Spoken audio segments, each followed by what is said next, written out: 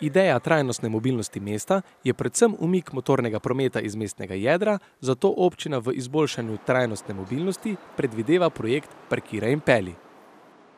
Da svoj avtomobil pripelješ na neko lokacijo v mestu, kjer je tak sistem parkiranja, in pot v mesto nadaljuješ z mestnim prometom.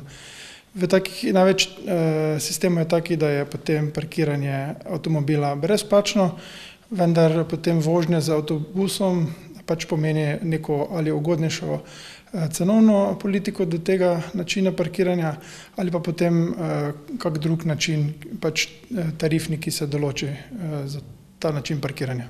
S tem, da pa je hkrati s tem sistemom parkiranja potrebno v mestu tudi na nek način zaostrovati parkirno politiko, biti strožji do samega režima parkiranja, zmanjševati število brezplačnih parkirišč, obstoječa parkirišča namenjati tistim, ki jih potrebujejo, to so v prvi vrsti stanovalci in tudi obiskovalci, ki pridejo v mesto, zato da so parkirišča prosta, zato da jih lahko uporabljajo, vendar žal je tudi pač tako, da je potem teh brezplačnih parkirnih mest vedno manj.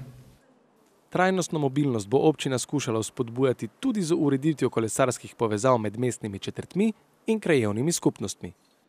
Torej, v sklopu tega projekta pa je predvideno, da se obstoječe omrežje v mestu natančno pregleda, identificirajo vse pomanjkljivosti, ki so, in se potem to omrežje dogradi, uredi v neko celoto, kajti danes vemo, da imamo kar nekaj kolesarskih povezav, ki so dobre, ki so urejene, in pa seveda še vedno dosti takih, ki pa niso urejene. In ali je za uporabnika, torej kolesarja, prehajanje iz ene infrastrukture na drugo večkrat moteče, nejasno, in to hočemo z naborom večjih manjših projektov znotraj te operacije tudi urediti. Torej povezati kolesarsko infrastrukturo na območju mesta v eno celoto, da bodo te glavne mestne vpadnice, kolesarske vpadnice urejene na način, kot to mora biti. Projekt predvideva tudi daljše kolesarske poti, ki povezujejo več mest in držav, ter s tem v Maribor privabijo turiste in omogočajo zdravo pot do službe tudi okoliškim krajanom.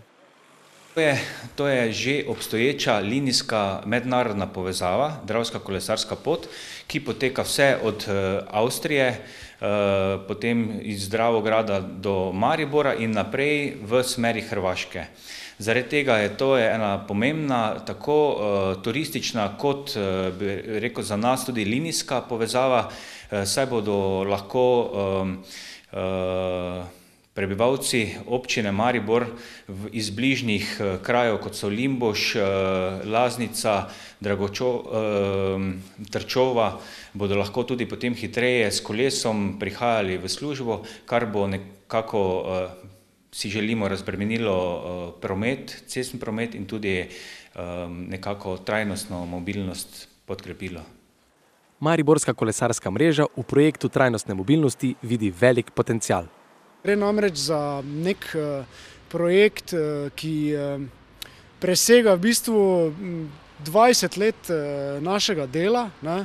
In če se bo to res realiziralo, to pomeni, da bo v enem letu realiziranih projektov na kolesarskem področju, ki prej v zadnjih 10-20 letih niso bili realizirani.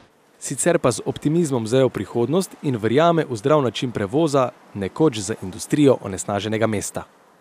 No, to, kar jaz vidim zadnjih 10-15 let, je ogromen napredek. Ljudje prej, če samo gledamo uporaba koles, se je v primerjavi z prej, ko je bil delež kolesarjev manj kot 5% v prometu, se je zdaj že v bistvu povečal nad 10%. Ne.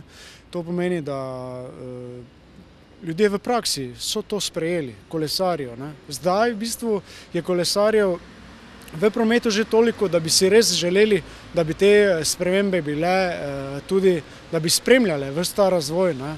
Kaže, da sta izboljšanje infrastrukture in dobra promocija obrodila sadove in prebivalce iz konvencionalnih jeklenih konjičkov preselila na zdravju prijazna kolesa. Sicer pa je vrednost projekta 3,8 milijona evrov, od katerih je slabih 400 tisočakov predvidenih v občinskem proračunu za leto 2018. Projekt trajnostne mobilnosti naj bi se, po napovedi občine, končal v letu 2020.